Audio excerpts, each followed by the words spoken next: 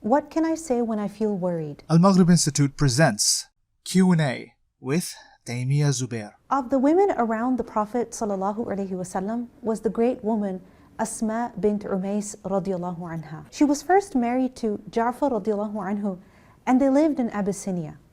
When they migrated to Medina, soon after that, Ja'far radiallahu anhu was killed in the Battle of Mu'tah.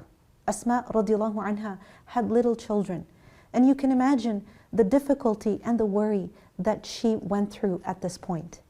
We learned that the Prophet ﷺ said to her that, "Shall I not teach you some words that you can say عند الكرب, when you're feeling distressed, when you're feeling anxiety?"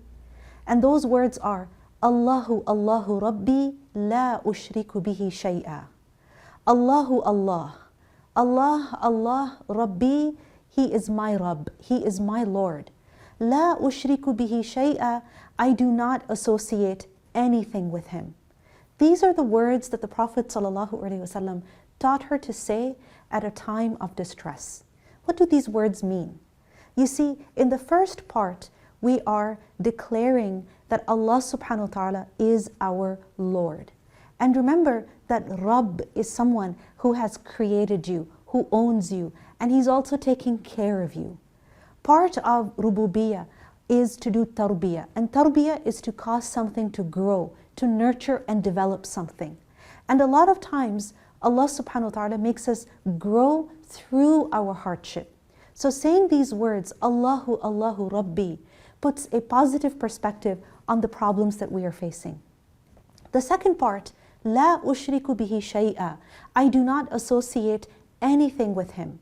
Meaning that Allah subhanahu wa ta'ala has no partner in His power, in His control, in His authority. So if He intends to give me something, no one can withhold it from me.